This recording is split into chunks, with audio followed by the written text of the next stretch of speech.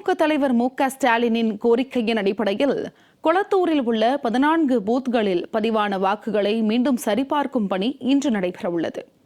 தமிழக சட்டப்பேரவைத் தேர்தலில் கொளத்தூர் தொகுதியில் 74,022 வாக்குகளை பெற்ற திமுக தலைவர் ஸ்டாலின் அவரை எதிர்த்து களம் கண்டு 82,997 வாக்குகளை பெற்ற த.வே.க வேட்பாளர் வி.எஸ். பாபுவிடம் தோல்வியடைந்தார்.